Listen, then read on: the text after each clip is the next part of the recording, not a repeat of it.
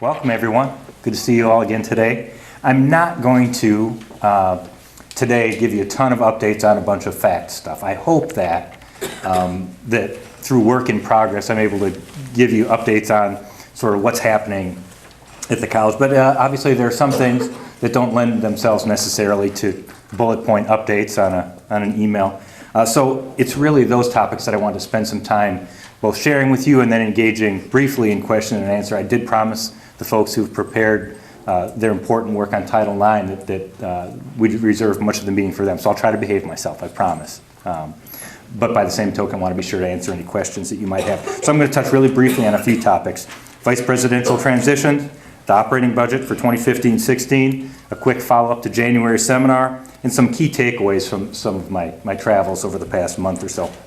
So as many of you know, hope you saw this, I last week announced the appointment of Gary Klein as a new Vice President for Institutional Advancement. And Gary will start on March 9th. You can look forward to a lot of ways, a lot of forums to be able to get a chance to meet and interact with Gary. And those of you who haven't had a chance to do that during the interview process, I think will be really pleased and excited to spend some time with Gary. I'd like to take this moment, though, to publicly thank, and then she isn't even here, but I see members of our advancement staff here today. They've done remarkable work over these past 7 months to keep things moving and to advance toward our capital campaign goal. They've done remarkable work. Please join me in thanking the members of the advancement team, and in particular, even though she isn't here today, we can pass along our thanks to Katie Vesperman for not only her leadership in that area, but also the contributions that she's made to our President's Council and to our planning and budget process. So please enjoy joining me in that.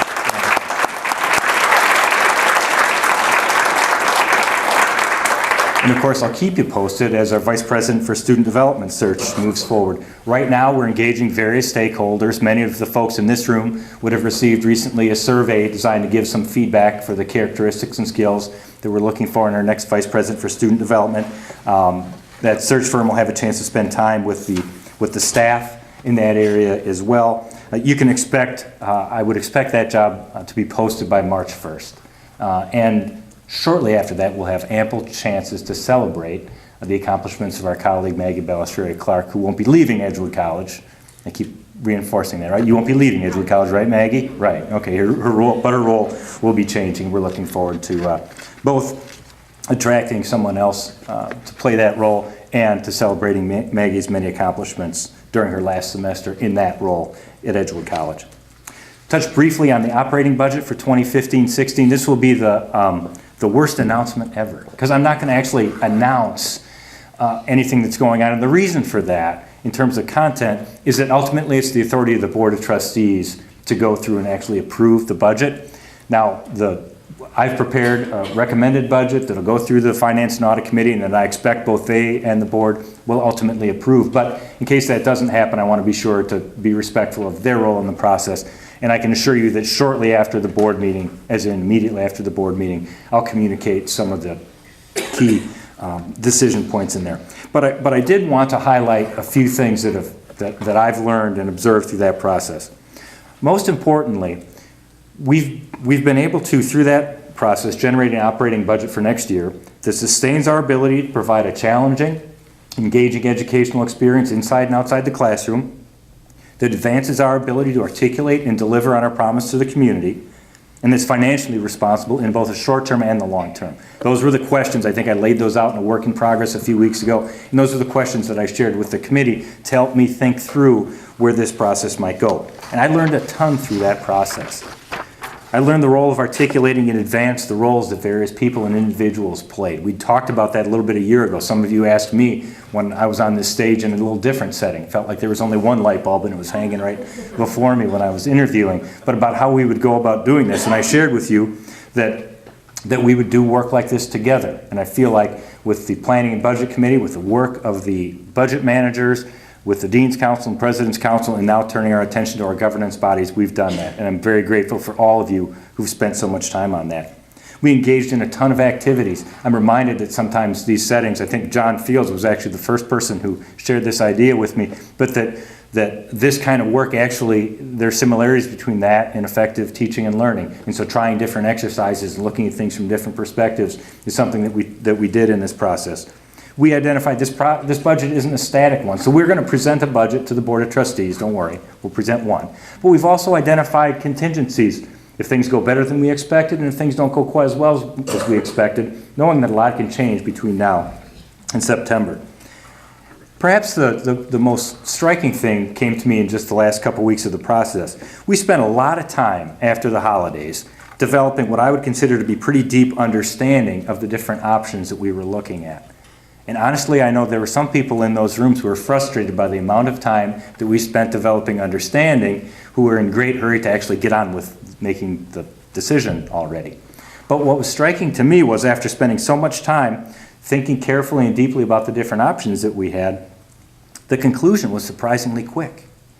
About 10 days ago, I sent out a memo to the members of the Planning and Budget Committee and the Dean's Council and the President's Council, and I shared with them a draft of the budget, and I shared with them some of what I was thinking, some of the rationale behind that thinking.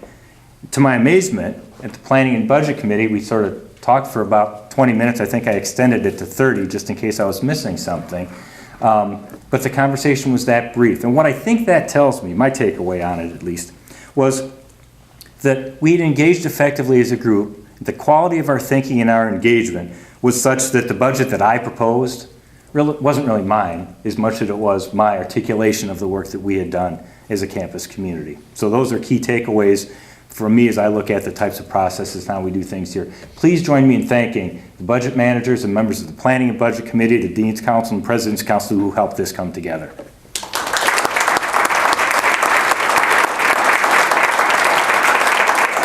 And I promise I won't get you in the habit of applauding for things that you don't actually know what it is yet.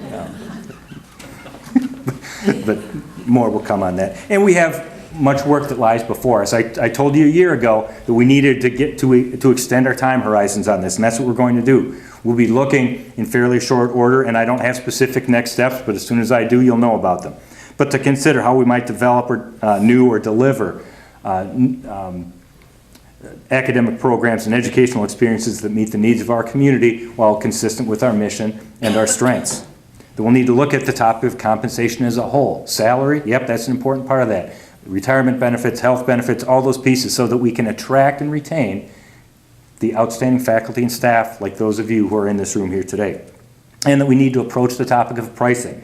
How do we balance generating sufficient revenue with realizing that we need to also maintain affordability for students and their families, and more to come, but those will be some key topics that don't fit neatly within one academic year that we'll be working on as a community going forward. January seminar, just a quick note there. I was thrilled and impressed with the turnout at those events and seminar. That tells me that those involved in planning the events listened very well to their constituents. And I heard great things from the faculty and staff who participated, that the sessions were not only well attended, but that there was great energy. So to all of you who planned and participated in delivering that January seminar, please accept my gratitude. I should also let you know that President's Council on Wednesday will be discussing for the third time since seminar, and that's less than a month ago, to follow up to the work of inclusion that happened in these rooms just across the hallway. That work's been slowed down a little bit by my absence from campus for a few things, but I've been grateful to the work of the President's Council to continue advancing that work in my absence, and you can expect to learn more in an upcoming work in progress about the specific next steps we'll take to advance on that important topic. I want to touch really briefly on, I talked about travels, I want to talk just briefly about some of my takeaways from travels. First, is Sylvia here? Sylvia's not here? They gave me books again. I thought she was going to be so excited because I would have more books. But I'll save that for next time maybe. So what did I take away from that setting? As I think I've shared with you before, many independent colleges are facing many of the same issues that we are, and I won't go through all those. Those of you who keep an eye on Inside Higher Ed or the Chronicle or talk to colleagues, you know exactly what I'm talking about. But I can tell you that our financial approach has been a really sound one, and our method of looking forward and investing in our future has been really important to our current success, and it's going to be necessary for our future as well. There are a lot of high impact issues surrounding federal and state regulations, both current and pending. And I had a chance to spend some time actually on Capitol Hill. 4 colleagues, presidents at Wisconsin colleges and universities, had a chance to meet with Senator Baldwin, Senator Pocan, and Representative Grothman's chief of staff, while I was in Washington, D.C. We shared our perspective on topics, particularly including the rating system for colleges and universities. Some of you have probably seen some of the coverage around that. It's supposed to be introduced in the fall. And also concerns about some of the pending legislation around teacher education programs. Of course, closer to home, we'll be keeping a really close eye on the governor's budget as it pertains to the Wisconsin tuition grant. I don't think anyone assumes that that first draft budget is a final budget. And until it is, I think everything is likely at play. And as I shared with you last time, even a flat budget, and that's what's projected right now, may to our students end up feeling like a reduced budget because of if Herzing University is successful, and I suspect they will be, in making the case that their students should be eligible for financial aid. If the size of the pie stays the same, which I anticipate it will, and the number of eligible students grows, that has an impact potentially on our students as well. And of course, increasing federal legislation and regulation and compliance was a part of our conversations at NICU, the National Association of Independent Colleges and Universities. Title IX compliance was an important part of that, and you'll have a chance to learn more about that in just a few moments. And that includes a word we don't like to use very much around here. It actually came up in a lunch I had with students today. They asked, is this mandatory? And I said, well, yeah, the Title IX stuff is mandatory. Now, if I'm not a huge fan of mandatory. If you don't like it, though, don't blame me, or Pam, or Ryan, or Kelly. We'll write your congressman, right? Don't write me on that one. And I think that's the last point I want to touch on just really briefly. It seems lately like our political and our electoral cycle is just endless, right? It just you no sooner finish one than the next one is started, and I think we're feeling that in a special way right now in the state of Wisconsin. I was asked a few questions in January about that, and I've been thinking about that, some of those questions recently. Certainly, one of the things I find myself struggling with is what role do I play and what role do we play on the one hand as professionals, as educators, as people who presumably have something to bring to the table, and how do we separate that from our role as individual citizens? And in some ways it's hard because it's difficult to separate. Certainly there are some limits to what's appropriate for the college and those of us acting as agents of the college to engage in. Some of those are legal, some are matters of policy, some are matters of considering the impact and some things like law of unintended consequences. But on the other hand, I believe, and I will continue to believe, that we should be actively engaging in the civic discourse in our community. We should have something to offer. I saw a quote from Jed this weekend, Jed Hopkins, that suggested, and I think I would agree, that higher education should play a role. But then what kind of role? I'd love to tell you that I have a perfectly formed litmus test on this. I don't have one. I can tell you one thing. We won't have a drafting error about our Dominican values. I can guarantee you that. And I think our Dominican values can be helpful as we think about this topic. In the spirit of the search for truth, I expect that we'll contribute to the body of knowledge that can advance the work of our community, and that we'll listen to the version of the truth held by others with the recognition that none of us has all of it. It's called by the value of justice. I expect that we'll consider and give voice to those whose voices may otherwise not be heard. Guided by compassion, I expect that we'll treat others, all others, regardless, frankly, of how they treat us, with the respect they deserve as fellow citizens, humans, and seekers of the truth. I don't often quote from the Bible, and we didn't coordinate this, but I turn to Luke as well. And I'll quote, "For if you love those who love you, what credit is that to you? Even sinners love those who love them. And if you do good to those who do good to you, what credit is that to you? Even sinners do the same. But rather love your enemies and do good to them. Then your reward will be great." I'm not casting this as black and white and sinners and evil, but I think you get the point here, is that how we treat those who disagree with us is perhaps our greatest measure of compassion. Informed by the value of partnership, the value we hold up in a special way this academic year, I expect that we seek to work collaboratively with those others in the community, that we don't try to solve these problems ourselves, but that we work collaboratively with others to meet the pressing needs of our community. And as members of a community, I expect that we welcome everyone, genuinely and with respect, and perhaps even with additional attention and a special invitation to those who might have a different view of the truth than we do. I wonder if maybe the most powerful role Edgewood could play in this time when people who watch Fox News only watch Fox News and those who watch CNBC only watch CNBC. Maybe the greatest thing that we can do, in addition to contributing to the content, is serve as a much needed model for productive, candid dialogue. And I can tell you from experience, we do it well here. I talked about the budget process. I experienced it today when I had a chance to meet with, as it turns out, about 40 students. Does that sound right, Joe? Yeah, about 40 students who stopped by to have lunch with the president. I thought it was only the sandwiches, but some actually stayed and talked as well. I've been heartened so much this year by our ability as a community to have productive, candid conversations, which doesn't mean that we always agree with everything.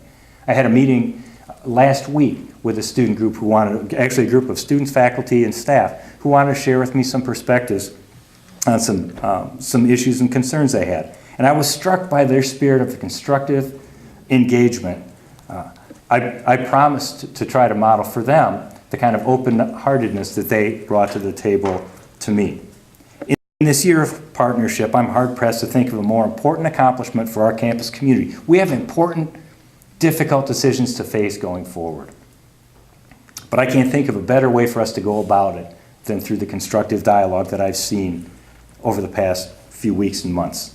I'm grateful for your trust, for your candor, and for your engagement as we continue to build together the Edgewood College our world needs today and tomorrow.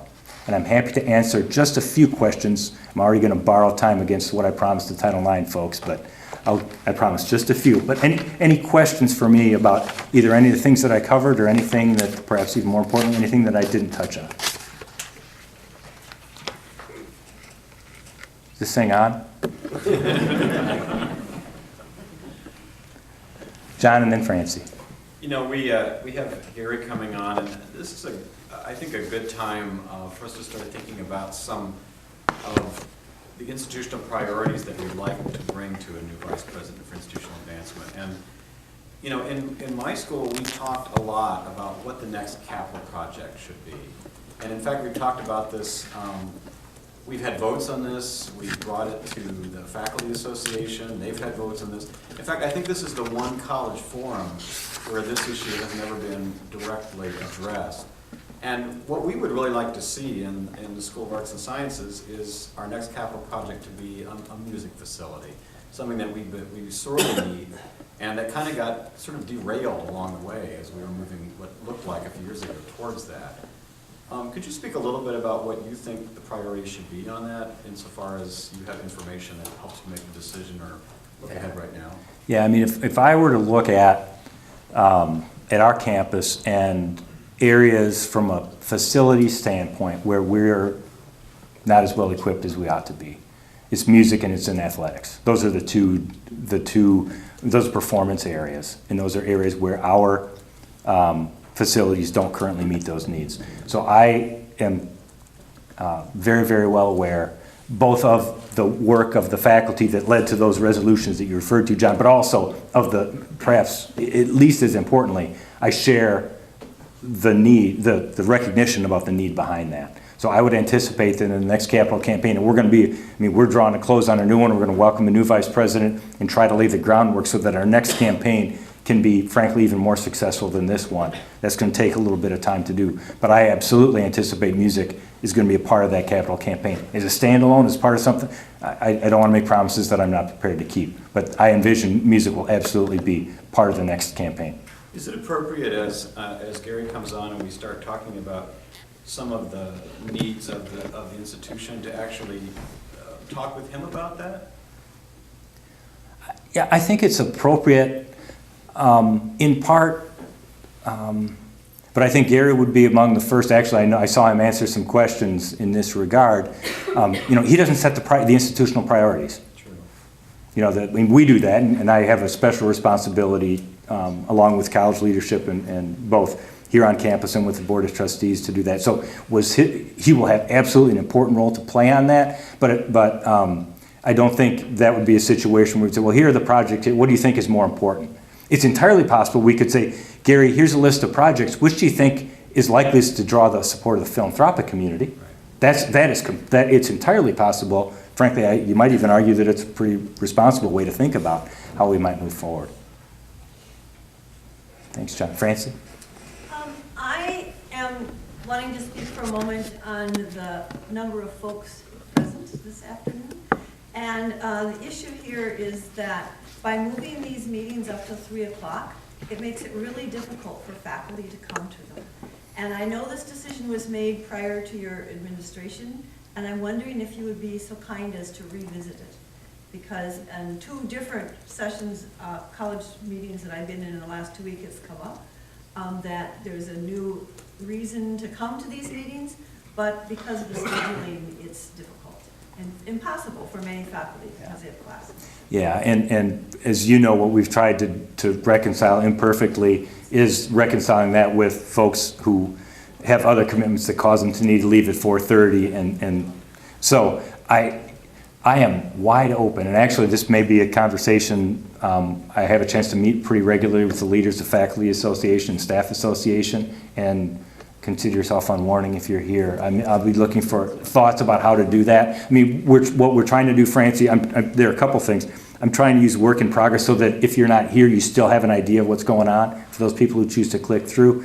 The red light reminds me that we'll be able to have this online fairly soon so that folks can see. I think Ed will probably edit out the bad jokes and just leave the content in. But that folks, if you're not able to be here, at least have a chance to hear what happened today. So I know those aren't perfect. I'm wide open to better suggestions. Which isn't a call for you to give one right now, but I hear you. I want to be respectful. I'll be happy to stick around after this meeting today, but I do want to be sure. One of the things that was clear at the business meeting in January seminar was that there were people who were interested in learning a lot more about Title IX, and what are the requirements, and what are we doing, and where have we come from. So with that in mind, I want to be sure that we preserve at least half an hour for the folks who've worked so hard to give that update. So please join me in welcoming first Ryan Bouchard. We'll get that conversation started. Ryan?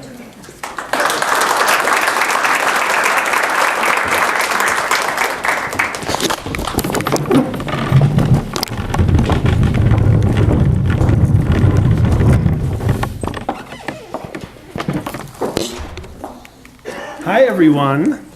I believe I know everybody in the room, but in case I do not, as Scott mentioned, Ryan Bouchard, I'm the Assistant Vice President for Student Development, and that means I work with the areas of residence life, judicial affairs, student activities, and since 2011, I've had the opportunity to work with the area of Title IX compliance. And so with that, it is a hot topic nationally. It's a hot topic here in terms of what we're doing. I know at seminar days, we talked a little bit about next steps with what we need to do with training and orientation and professional development with Title IX for our students, staff, and faculty. So today, Pam and I are here. We've got 30 minutes. It's one of these things, right? We could have 2 hours. We could have 15 minutes. It's going to be interesting no matter what, because I know there's so many questions. But really, our goals are, gosh, kind of fourfold. We want to take a little bit of time to tell you about what we've done. Since 2011, this Dear Colleague letter came out, essentially sort of an addendum to the 1972 legislation that was Title IX with some new standards. So what have we done? B, where are we at with training? As promised from January seminars, we're coming back with some good news, some updates.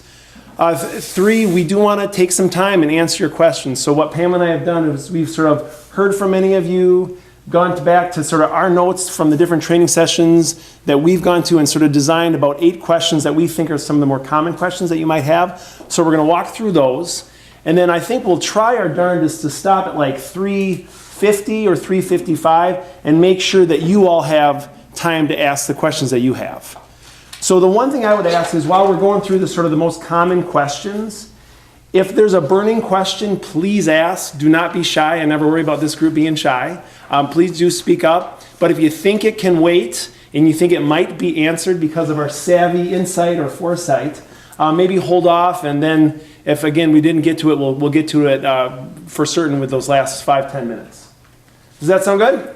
All right. So with that in mind, I'm going to make sure, Kevin, which one do I do to forward it? This guy?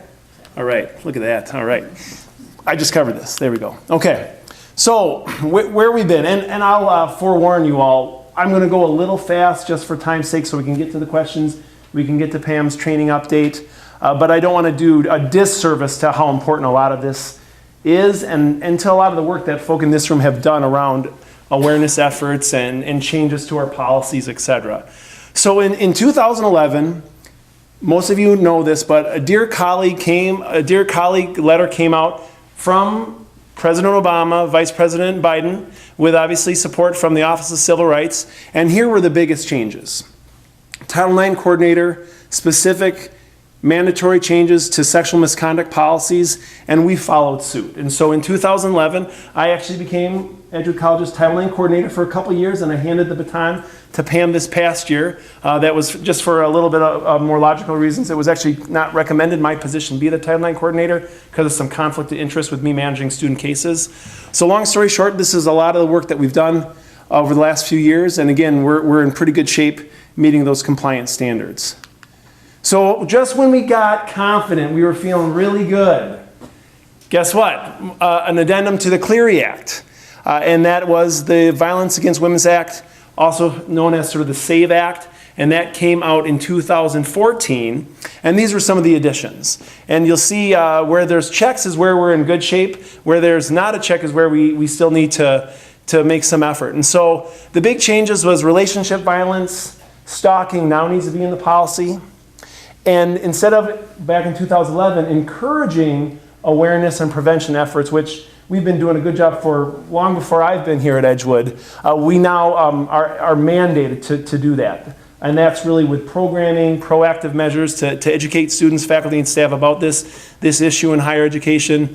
So that's where you see that. Specialized Judicial Board training, we're doing that. We'll have another session come up. A lot of you in this room have volunteered to be members of that, and we'll train you in conjunction with the Rape Crisis Center.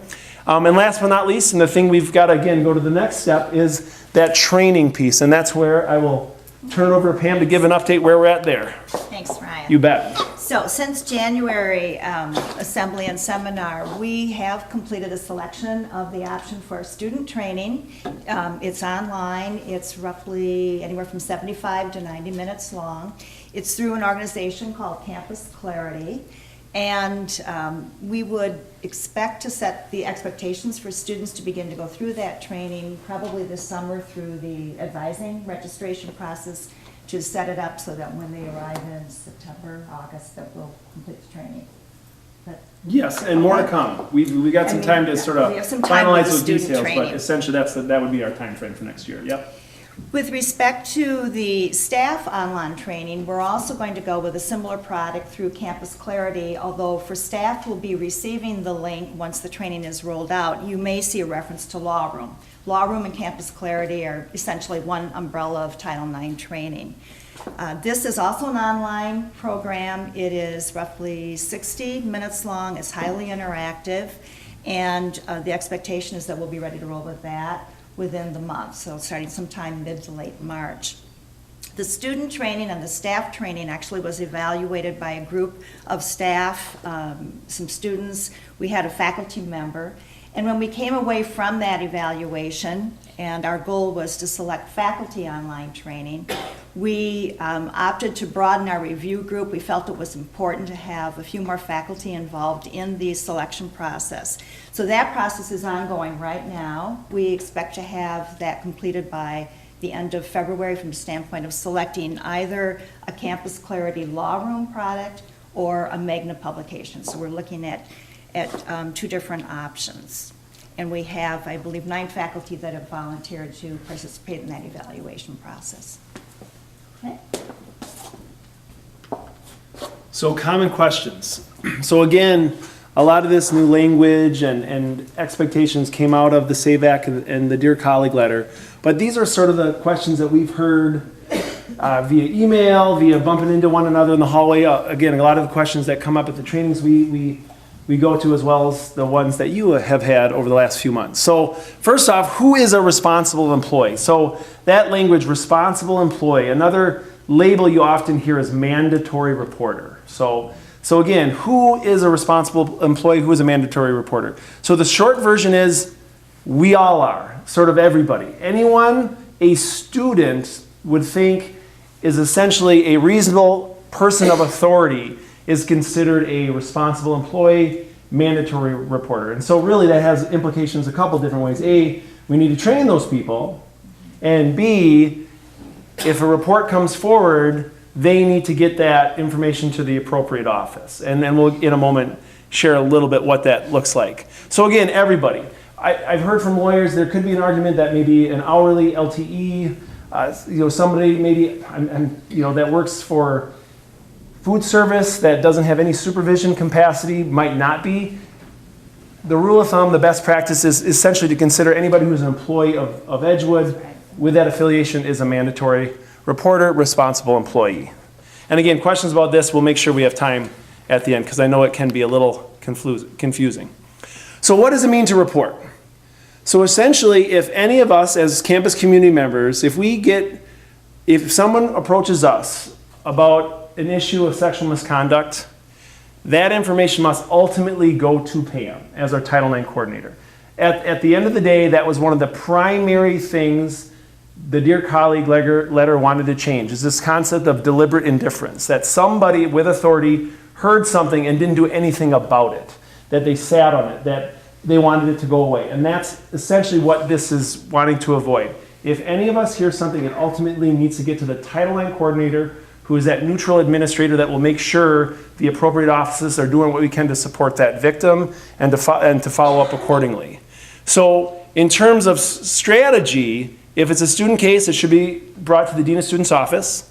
If it's a faculty case, that should start at the academic dean's office. And if it's a staff case, it should be brought to the Human Resource Office. So it goes without saying, all these pieces of information that would be heard, all these incidents, alleged incidents, would be taken with the utmost seriousness, with the utmost sensitivity. But at the end of the day, this is where we would want that person to begin. So how much information am I required to collect? So if somebody, again, shares with you an experience, what do you need to collect? And I do want to put a caveat. This is sensitive stuff and a topic that has a lot more depth and meaning to it than just compliance standards. So I guess I want to own that yes, we're running through it like a PowerPoint, but it's a lot more than that. So I do want to just throw that out there. I hope it's not coming across as we're being insensitive, because it's a very important topic that can be meaningful to many of us on a variety of levels. So again, I just want to kind of throw that out there that I apologize if we're going through this quite quickly and just focusing on compliance, because again, it's a lot more than that. Just want to make sure that's a clear message from both Pam and I. So what do you share? So at the end of the day, what's most important is the victim, the date, and that it's shared essentially immediately. The recommendation is about 48 hours. The name of the perpetrator, if that information is shared with you, then yes, the respective office does need to know that. But that's not something, as that front lines person that's hearing it, that you would need to force the victim, the alleged victim, to share. That's not something that you have to have. That is the victim's decision.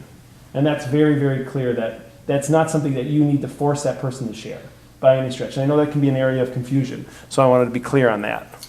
And I think that it's important that the victim feel that they are empowered to maybe offer that information if they care to further down the line. But to speak to not forcing them is to allow them to have that feeling of helping to decide the course of how their complaint may or may not be investigated. Well said, and that's a good segue. I think in the next slide or two we'll talk about what's the best way to do that. Perfect segue, actually. It's the next slide. So who are Edgewood College's confidential resource? So again, there is an art and a strategy. That is not necessarily easy. That's why we're going to do the training. That's why Pam and I will work with Megan Cobb and Lauren Lacey, Lisa King, and others to do a sort of a follow-up lunch and learn to have more dialogue around this. But at the end of the day, if you want to maximize that alleged victim's opportunities to feel empowered with his or her decisions and choices around that incident, the best bet is to get that person to our confidential resources. So we have sort of three areas: our Director of Health Services, Mary Clark, and hot off the presses, we will have a new Director of Health Services mid-March, March 13th, Maggie, is that right? And that's Kim Moreland. So Mary is going back with her partner to Viroqua and is going to be doing similar work there. But we're blessed to have Kim Moreland, who's been our part-time nurse practitioner for this last year. And so she's great.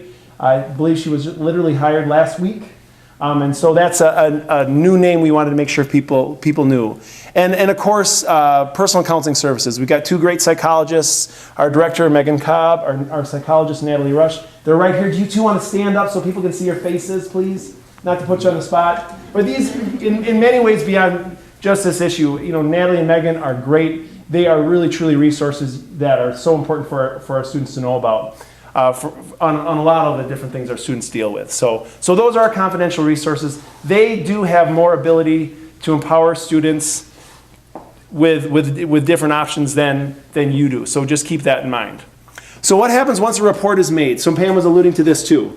So if a student was allegedly sexually assaulted and that information comes to Maggie's office, Maggie and I will essentially follow up with that victim. The first thing we're going to focus on clearly is providing resources to that victim. And the second piece is an obligation to investigate.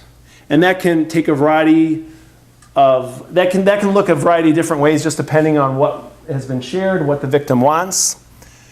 And the other piece of reporting is if the sexual assault occurred on campus, that number would go in the annual Clery report.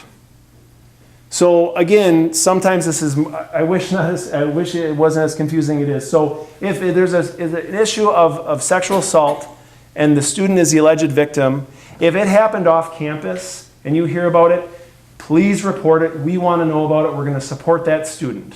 But if it happened off campus, it just doesn't go in the Clery report. So it doesn't mean we don't care about it. It doesn't mean we're not going to deal with it. We will, but it doesn't have to go in the Clery report. So again, I think sometimes people jump to this weird conclusion that just because we don't have to report it means that we're not going to deal with it. No, no, no. We will deal with it. That's an utmost priority of our office. We just because of the guidelines of the Clery report, it doesn't have to be reported in that particular annual report that the security office puts out. So kind of confusing. But the big message is we'll take it as serious as if it happened on campus. How do I best empower the students who come forward with a potential issue of sexual misconduct to have the most options? So I think this is the art, this is what's hard. But the bottom line is one of the best strategies you can do, and I may put my supervisor here on the spot because she has a great way to articulate this, is do what you can to mention our confidential resources before that student shares that they've been a victim of sexual misconduct. Stop that student before they go down that disclosure road. So I know sometimes this can seem like, wow, this person's about to opening up with this clearly tragic, impacting experience, and the first thing you want me to do is stop them from sharing. So there is a way to do that. And I know, not to put you on the spot, Maggie, but you've done a good job sort of articulating sometimes what you have done in those moments. Would you mind just taking a moment to sort of share your insight on this? Sure. I should have warned her, sorry. No, that's all right, that's all right. I'll often, as many of us will, have a student who will come in and say, I need to tell you something that's pretty serious. And what I always start with is, you know that I will support you as much as I'm able. However, I need you to know that if this involves sexual misconduct of any kind, that will start a reaction. I'm a mandated reporter, and so then I must move forward with you, but with an investigation. If you would just like to talk with someone about it and explore what's happened to you and explore what your options are, then let me help you to get to a confidential source. Okay, and that is just so that the student doesn't tell me something that then it's like, well, I would never have told you if I had known that this was going to happen. We were then going to have to investigate. And students have responded to that very well, but I think I've had students say, I don't care, you're the one. I mean, I've had students say, I don't care about that, I want you to know, and I say fine, but then they are aware. So, and please trust that even if a student says, I don't care, and they tell you, and then they say, no, don't report it, I promise you that we don't then just rush in, we're going to report no matter, we work with the student to our greatest extent possible. So do your best to help a student get to the confidential resources, but if they've told you and it gets kind of legally messy, our concern is for the student and for that student's safety. And so if it's a Saturday and you don't, they're calling you at home and they tell you stuff, don't worry about the legality, worry about the student. We'll work with you on the legal processes. The student is what's going to matter. I hope that's helpful. Thank you. Thanks, Maggie. Excellent. You can't even get mad at me for putting you on the spot. You did such a good job. Okay. So if the victim does open up, clearly resources, support, very important to share. One thing we also want to make sure is it isn't your role to be a counselor. Not saying that you all aren't very good at that, but do know that is our job of our counseling department. And don't put yourself in that position to have to play that role, wear that hat if you don't have to. So keep that in mind. And also, don't promise confidentiality. Depending on the situation, that isn't necessarily something that you have the ability to promise. And we just would need more information with the investigation to find out if that's something that we could do for the victim. So what if the victim states the alleged perpetrator's identity but doesn't want the college to take action? So this is always, I think, one of the most common questions, one of the more unique answers. And again, where this idea of reporting sends us sort of this message of fear to students. Reporting really means the college wants to give you support. It doesn't mean all of your rights have been stripped from you. That is the most unfortunately ironic part of this legislation is a lot of colleges have misinterpreted this and then have been taking the rights away from the students. That's not what we want to do here at Edgewood. And this is a clear example of that. So this is the idea of this reluctant complainant. So if a victim shares the name of the perpetrator, let the Dean of Students office, if it's a student, let the other offices, if it's not, manage what that means. At the end of the day, if the student does not want the college to pursue that person, if they are not a risk to the community, we will not. We will honor that victim's request. So I think that's a pretty important message to be clear is, again, if they share the name with you, you can't hold that. The Dean of Students office would need to know, but it doesn't mean we're going to go to 0 to 60. Now, if in our investigation we do determine that this is a threat to the community, that is when we may have to go forward with judicial action, conduct action, without the victim's approval. But if it's not, we will honor what the victim needs and wants at that time. We may encourage, we may provide that option, but we're not going to force it. So our last question, and then we're going to take a break and hear yours. If a student, this will be hopefully a quick one. If a student opens up to me, isn't it a violation of FERPA to share what they disclose? The simple one is no. Title IX always trumps FERPA. I don't mean to make a complicated issue simple, and it is clearly an educational need to know. So again, if you feel like, gosh, this is a student, they're 18, they're sharing with me, I'm violating their academic rights by sharing it with another, you're not. The big thing is just to inform them that you are, that this is a good thing, the Dean of Students office is going to support you. Again, that's if they share a lot of information. If they haven't, get them connected to personal counseling, and that's the best thing I'd recommend. So I knew we wouldn't have time for our case study. It's a good one, but maybe at a future lunch and learn, we can maybe have a few of these to sort of reflect and dialogue as a community about. But I do want to leave time for your questions, because I know folk have things that they got to do. So on that note, questions on training, questions? Yes, Jeannie, and then John. Hi, I'm wondering what is the recommendation if a student comes to you with a concern that happened to their friend, something that would be an actable issue of the things you discussed, but it happened to a friend of theirs and they have details and they have names. What do you do when it's somebody acting on behalf of someone else? Did I miss that? Maybe we should have done a case study. Read our case study. Did you read our case study? So I will read it out loud, and then let's discuss it as a community here. So a professor learns from one of his students that a student observed a female student being sexually assaulted at an off-campus party over the weekend. The professor does not know the female student. He tells the reporting student that the female student should go to the dean of students office or counseling center if she needs assistance. Has the professor fulfilled Title IX obligations? What do people think? Who wants to take a stand and say yes or no? No. No, Stephen, why not? Why not? Because it's not responsible. You gotta go further. I don't care what Title IX says. You don't just stop there. Yeah. Well, you're right on all levels. You're right. So Title IX would also say no.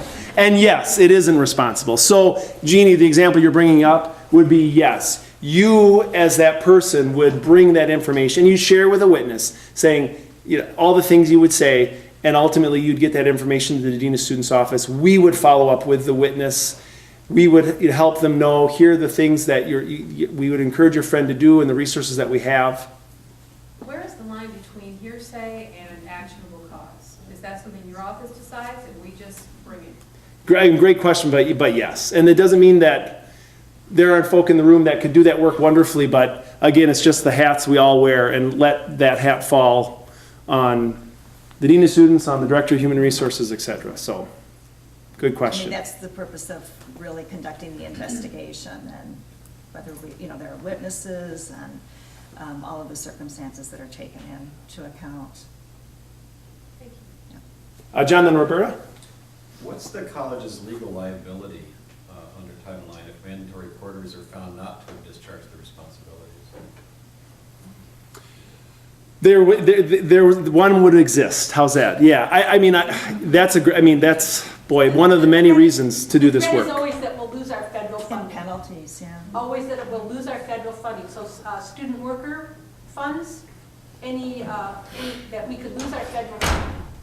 But if you've performed a good faith effort to train people, is that sufficient? If people don't follow up on their training, there's no enforcement regime that we have for making sure that they do here.